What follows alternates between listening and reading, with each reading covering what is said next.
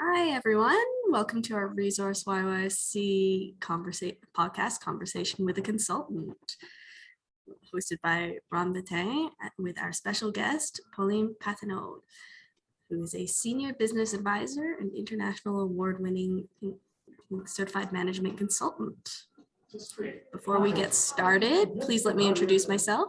My name is Rosemary Forget, and I am the office manager here at ReSourceYYC. We're a co-working space for professionals. So if you're looking for a flexible office space to work for the day or on a monthly basis, let me know. And we can tell you much more about it. This is definitely the right place for you. We do also provide virtual office services in case you don't want to use your home address for your business, something all of us experienced recently. We'll be sharing links to our website for you to check out after the session and learn more about our services. Please be aware that this session will be recorded for you and our members to watch, listen, and later on our website. With that being said, let's begin our session with Ron Bettin. Thanks, Rosemary. You can tell it's busy there, so way to keep going while you have activity in the background. So and we are happy when people come down. ReSourceYYC, we actually a lot of our members are virtual right now, but as you can tell, it's still a reasonably busy office space. So if you do come down, you get to see Rosemary right at the front reception, right where she's at. So thanks again, Rosemary, and thanks for anyone who's joining us and those who are joining us on the podcast. The reason we do this is really to help. We have a lot of consultants who are actually working at a ReSourceYYC, and we really like to build a community, but there's a lot of consultants working at large within Calgary and Alberta, and we have people joining us from all over. So it's a great way to help build community, and we've had some great guests come on here. So selfishly, it's a chance for me to actually learn a bit from some great consultants. So thanks again, Rosemary. And today we actually get to welcome Pauline Patenaude today. And Pauline is actually lots of experience as a consultant actually today. So I'm going to have some really good questions. She's actually not only a senior business advisor, but she's also an international award-winning certified management consultant. And she's driven to merge innovative technology with business goals to achieve business targets. And her career has spanned all aspects of marketing and with a focus on new product development and customer experience. She's actually worked for several government organizations, Saskatchewan Research Council, WCB, Regional Municipality Wood Buffalo, and big major corporations such as TransAlta, NMAX, Dow AgriScience, BASF, and Direct Energy, including some nonprofits as well, Cement Association of Canada, and she's currently a consultant with GuidePoint Global. So welcome today, Pauline. Well, thank you, Ron. Thank you for that introduction. Yeah. And thank you, Rosemary, for leading this session as well. And I guess I should also point out you're still very active with the Certified Management Consultants, fellow with them actually, and helped out with, you're still helping out with a lot of committees and work with them. Yeah, so for sure. I have been a CMC for, I think, 27 years now. I was trying to remember exactly when. So it's been since early on in my career. I am currently on the FCMC committee. So that we are the committee that reviews the applications that we receive for those people that have been nominated by their peers. I'm also part of the committee nationally that's updating the consulting study for Canada and sort of the state of consulting in Canada in terms of what the growth areas are, how different firms are doing, whether they're small firms, large firms, and what some of the growth areas that we are seeing in consulting in the last year and where we see it kind of going in the next few years. So for sure, I've done lots of volunteer work. That's how you get the F designation, is being recognized by your peers. And I know that you know very well some other consultants that have received that designation as well, including Jeff and Sheila. So yeah, so they've both been members here at ReSourceYYC. In fact, it's actually one of the reasons we ReSourceYYC got connected, and including myself, I'm a CMC member as well now. I get a lot of value out of it. I'm curious, actually, we'll get all kinds of questions, but tell us a bit about the study you guys are doing. Is that you sponsor that nationally? So it sounds like you're working with a firm to get that done. Yeah, for sure. So Nanos Research, and I'm sure if you're familiar with Nanos, but they're a polling firm across Canada. They're quite well known and recognized, and Nick Nanos volunteered, one of his project managers. So we're quite fortunate that we have all of that manpower being done by consultants without having to pay the consulting fees. And then, of course, there are the volunteer representatives across the provinces and people who did the recruitment, including Jeff Peterson, did a really good job of finding sort of market research consultants across the country that not only represent the big firms like PwC, but also a lot of the smaller firms as well, and some of the independent consultants. And we have the consulting firm too that did the previous study in 2016, who's also part of it this time too. So some good value. And then those results are expected to be out for what we hope is a next in-person gathering. If not, it will be another virtual gathering in May of this year with our annual consultant conference. And actually, I'm curious, and so there'll be some real value in the information that comes out there. What kind of things do you expect to see out of that survey? Some of the things that come out of there are actually sort of the average consulting rates right across the country. So that's a value to a lot of small firms, whether you're starting out or if you're trying to benchmark yourself against other firms.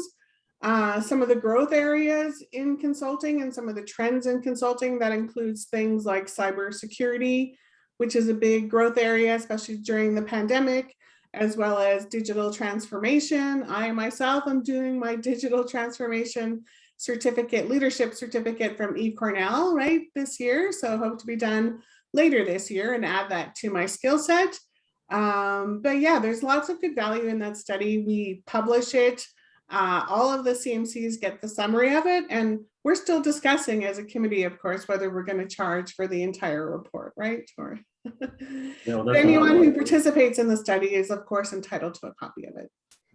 Well, that's a lot of work, actually, and another value for being part of CMC. So, actually, why don't, before we leave CMC, so you've been involved for a while. What's some of the value that you've got out of being a CMC member? I think for me, really, certainly over the years, I've seen that CMCs really do try to adhere to a higher level of standard in consulting. I see very strong ethics and integrity across CMCs, more so than other people that kind of might come in and out of consulting. But for me, it's really been a peer group that I know that I can count on. I've known some of the CMCs since I kind of first started, or maybe started about 25 years ago with the consulting group, and have stayed not only friends, but colleagues with those people. I mean, 2 of the contracts that I've got now are project managers and directors of consulting who are fellow CMCs. So for me, it's really been a lifelong choice, and people that you know and people that you're proud to associate with and people that you can really count on to be there long term. There's kind of, I think people that go into consulting, sometimes we stray or we think that we want to kind of go back into the corporate world and try that for a while. But then we kind of know that we always have our consulting group or our consulting friends that will help us find our way back, as they say, right?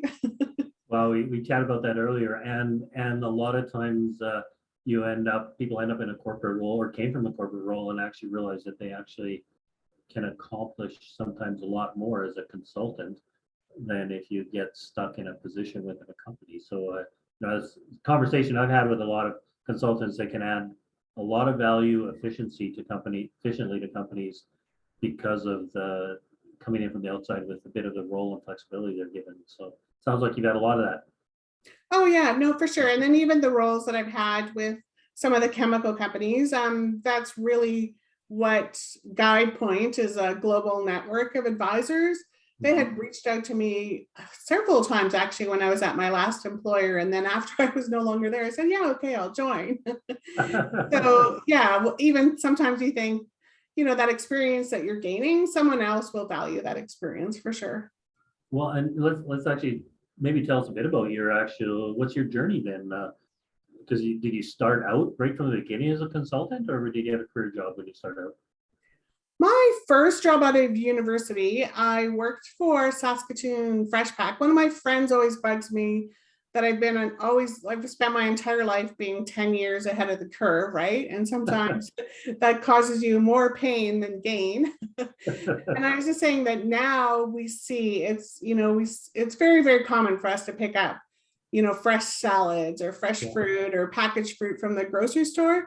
But my first job out of university, that was like over 30 years ago. And that's what we were packaging and that's what we were selling, right? So I started out with that. Then I spent 7 years actually at the Saskatchewan Research Council in the technology transfer branch, where we saw all kinds of new technologies to industry that a lot of my friends, again, fellow CMCs, like to bug me that my specialty was really trying to find a market for products, right? That maybe necessarily people didn't know the benefits yet, or just very new technologies that need some time to develop.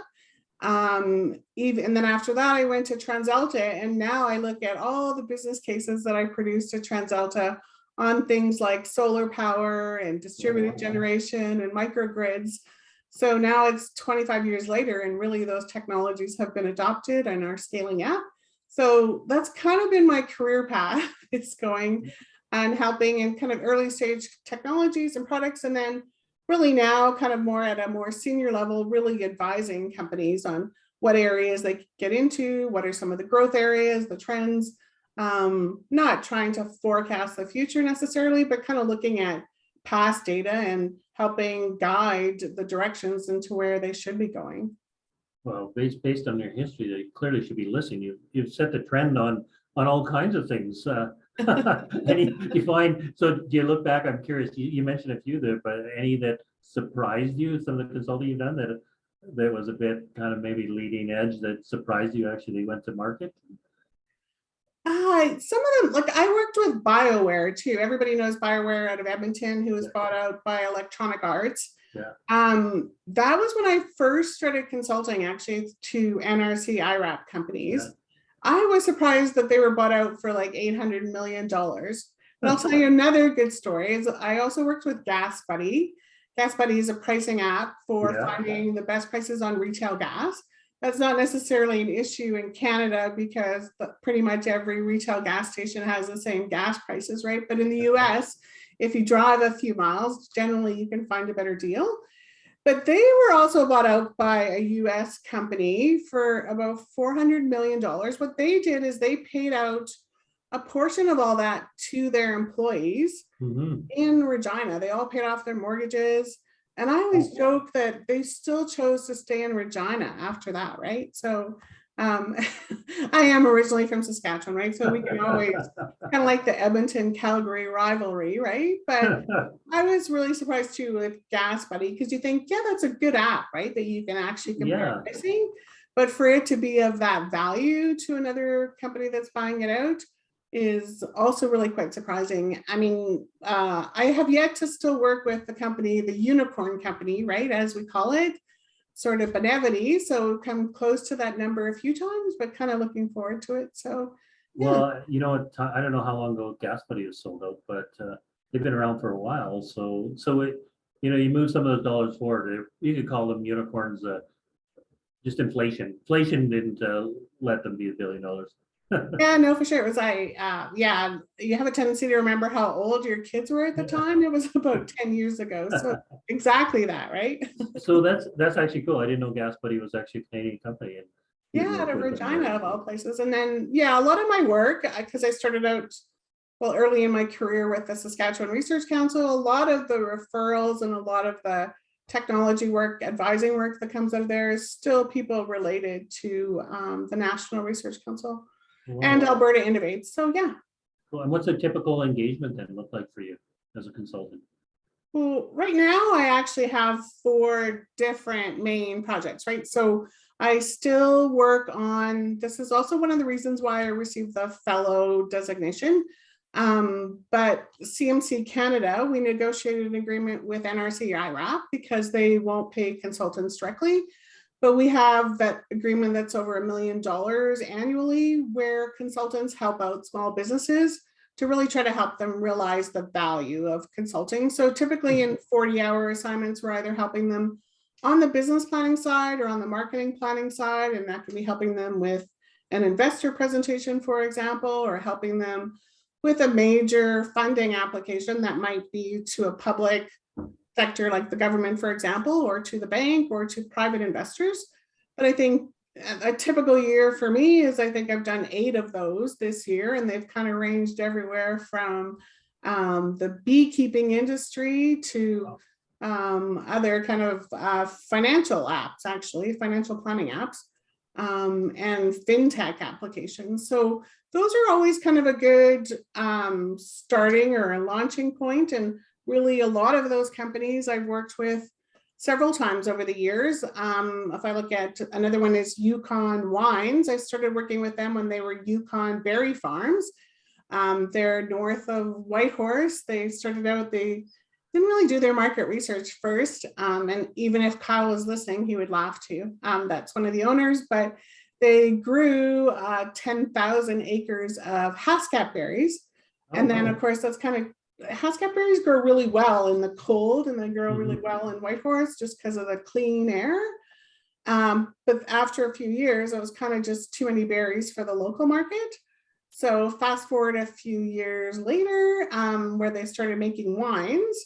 And then we have found the Japanese have always loved Haskap berries. They think that really promotes their longevity, and they believe it kind of has some fertility aspects to it.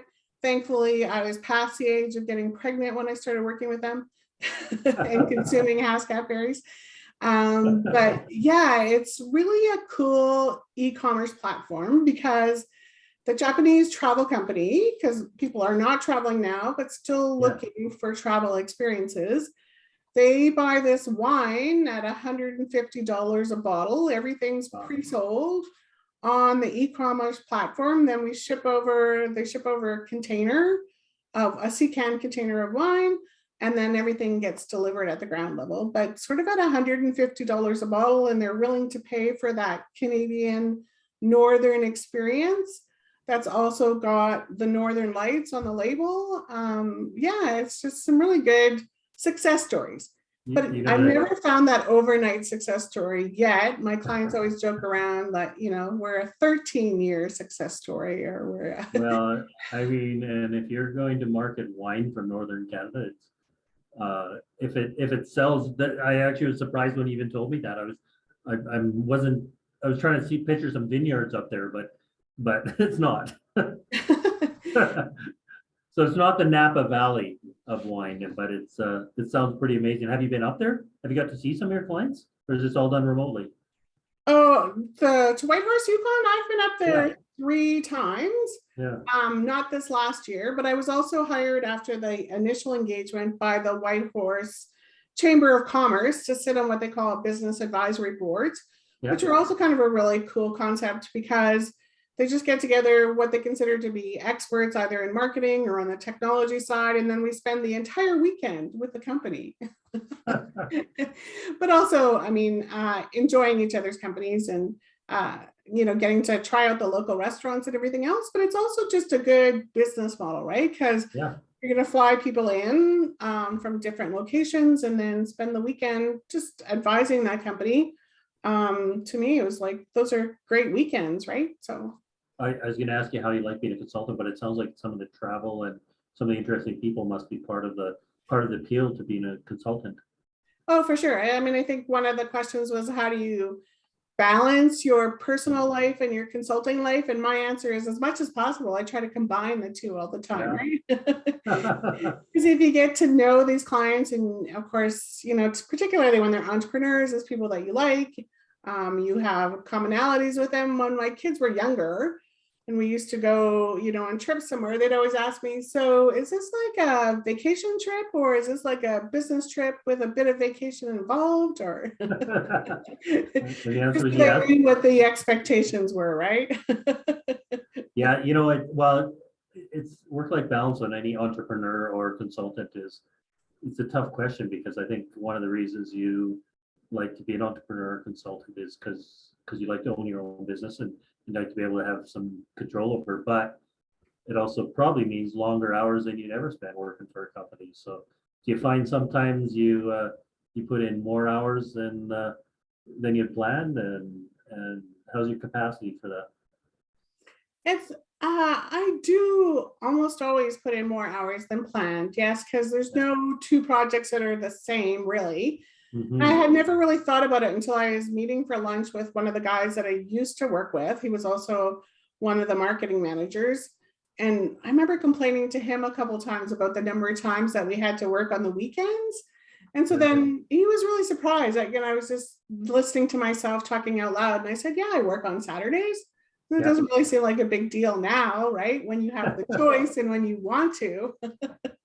You know, But different when your boss used to call you from the US on Saturday mornings and wonder why you weren't working, right? So I know it is, and it's actually, I always encourage people, even start your own business once, even a side business, because you start to understand the life of an entrepreneur, right? And I laugh. I just had a conversation with someone who had to work a shift. They worked till 11 o'clock at night, and they were a bit put out. They had to work an evening. You go, well, that's sometimes just a typical evening of an entrepreneur or a consultant. So, but you enjoy what you're doing, I guess, is the thing. Is there anything?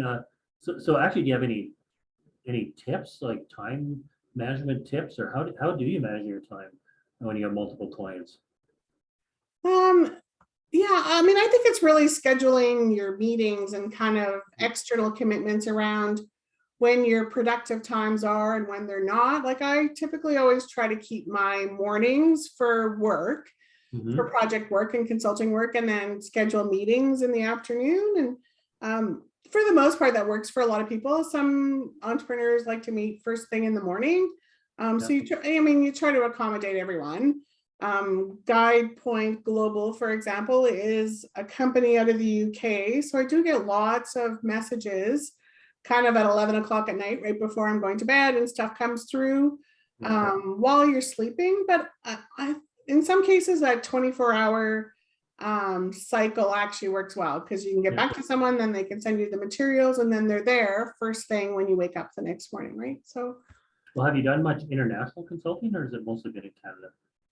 it was prior to the pandemic, it was mostly in Canada. Yeah. But since the pandemic, I've really noticed that, for example, even the NRC IRAP contracts are right across the country.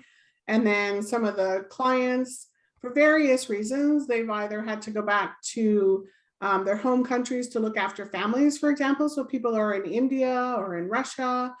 Some of them are lucky enough to be in Florida, but some of these last engagements are pretty much all over the world. They're in Korea, for example, or China. So yeah, I mean, I have an MBA in international business, so I'm glad that I'm using it, right? So Well, and IRAP, I'm curious. So IRAP is working with people around the world then? a lot of small business owners in Canada Yeah. are actually immigrants, right? Especially on the Yeah. science and technology side. So Yeah. just because of the pandemic, or I think they were stuck with travel or whatever, their residence is still Canada, but some Yeah. of them had to go back for family reasons, right? So yeah, it just makes it all interesting, because we all have to get our time zone correctly, right?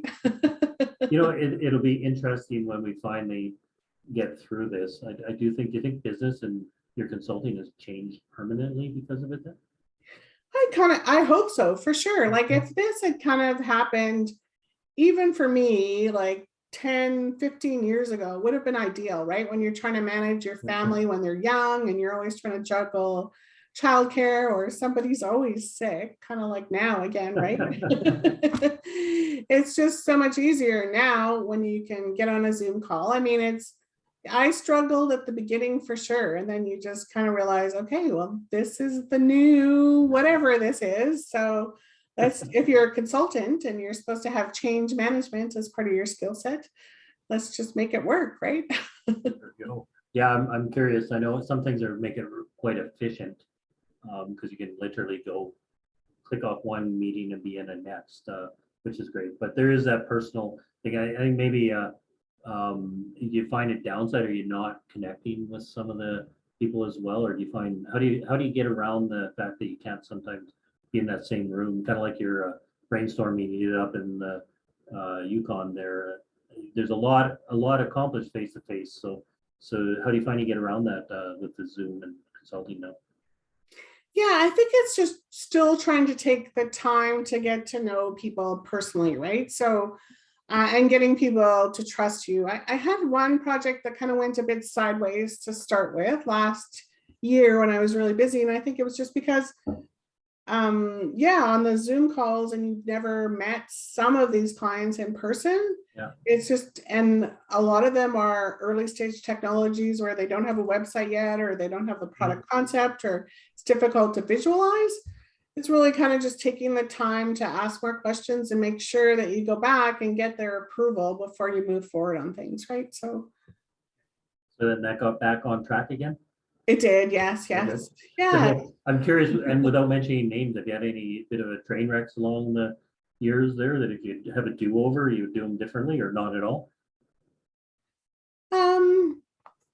There's always, I mean, I do a fair number of contracts that are third party paid for, right? Like sort of the business coaching programs, for example, that are paid for either by the municipalities or are paid for by the government. So sometimes you don't always have the level of engagement that you might expect from a client, or they haven't worked with consultants before.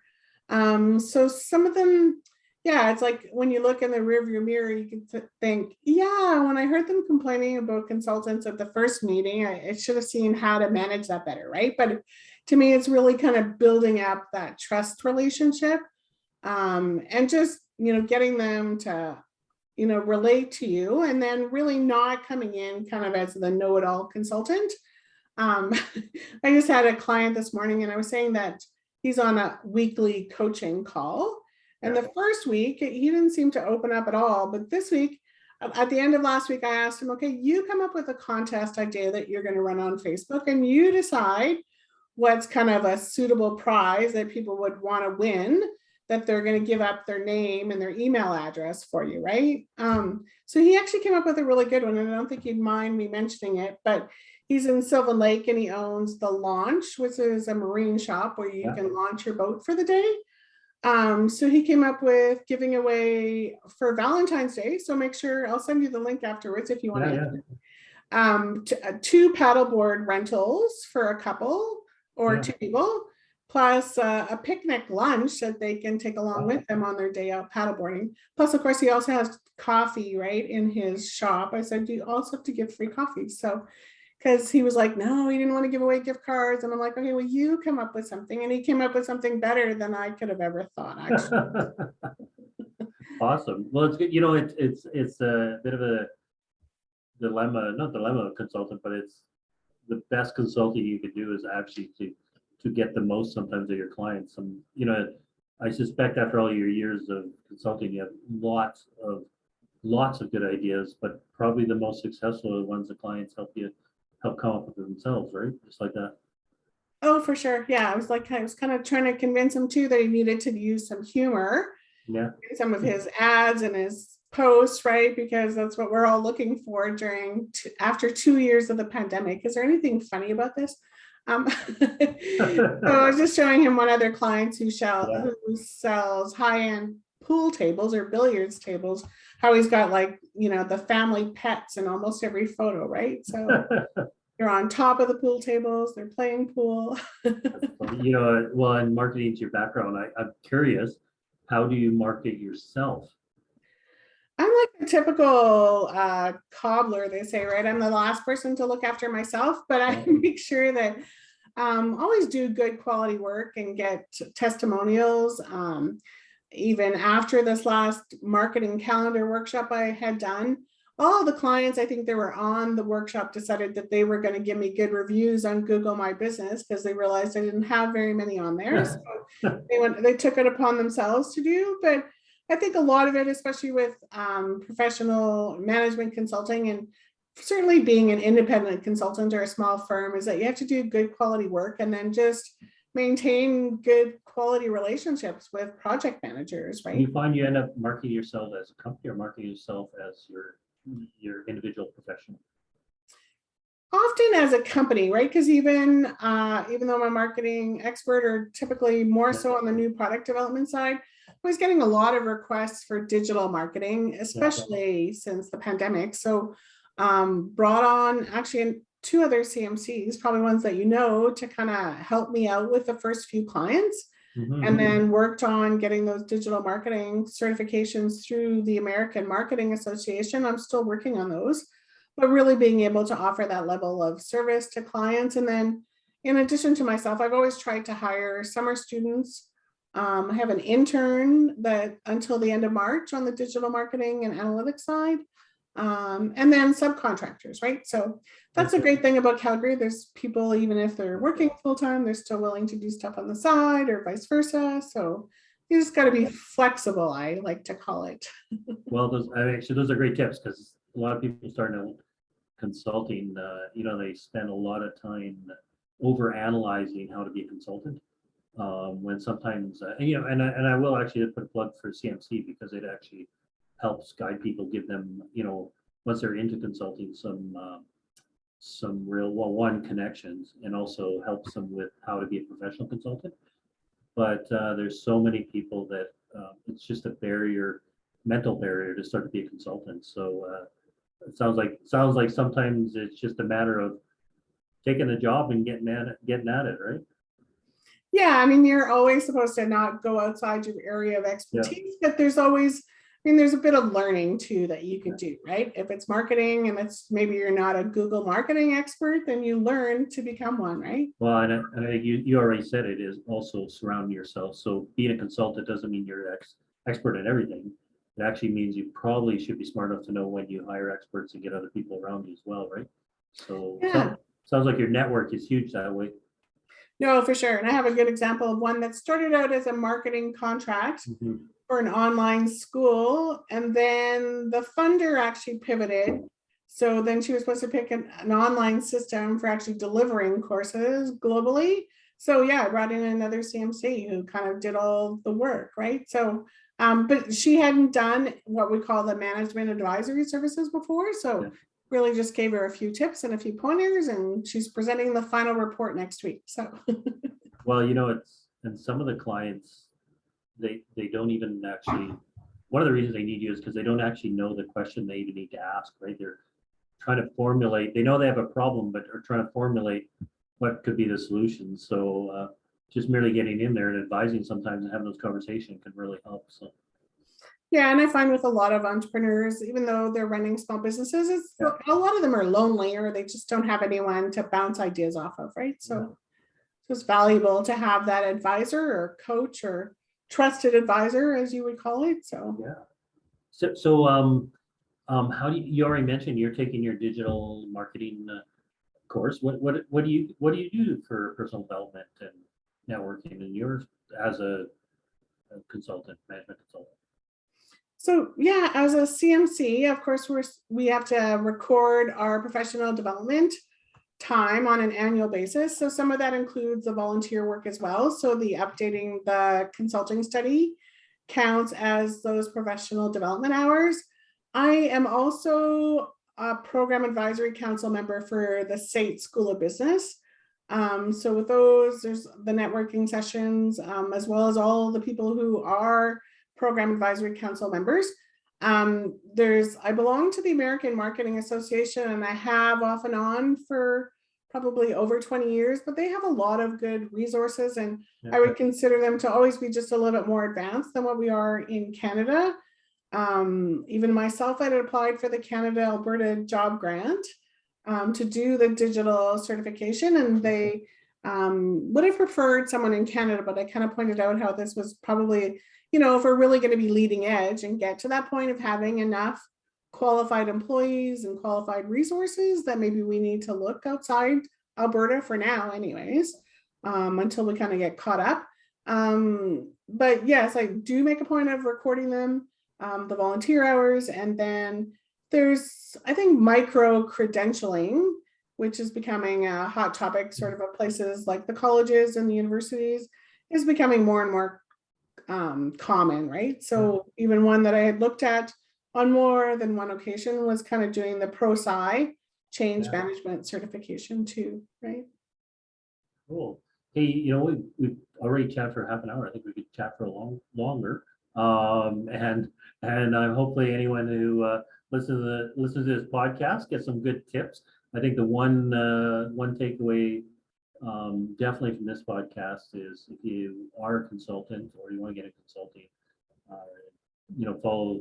You've been part of CMC for a long time, and there's a lot of good networking and contacts there, and definitely some personal development as well. So, and also you had some great tips. So thanks for your time. Anything we didn't talk about that every consultant should know? Oh, I think, everybody was like to ask, what's one of your favorite books? And this one, you can tell I have read more than once. It's got some water stains on the front. Oh. But it's The Speed of Trust from Stephen Covey. Yeah. So that just really talks about how to get to that trust level with clients and with relationships quickly. And I think especially during the pandemic, where we're not meeting in person to have a glass of wine or a glass of beer, it's how do you build that relationship with people, right, online, and how do you get them to trust you and vice versa? Because as a consultant, we can only really help people if they open the doors or open the books or tell us what the real problem is, right? That is a great book. I actually looked at it and haven't read it yet, so it's on my list now. So thank you very much for sharing that. No problem. Thanks for your time today. I sure appreciate it. And we will, again, part of this is to really help build a committee, some great tips. Every month we try to interview another consultant and learn a bit more. So thanks all that have listened to the podcast, and I'll hand it back to you, Rosemary. All right. Thank you so much, Pauline. That was a great points on everything, really. And it was really great to have you speaking with us. So thank you so much for joining ReSourceYYC today. Well, you're welcome. And thank you. I look forward to seeing you guys again. In person. Yeah. It would be great. Anytime now. We'll get there.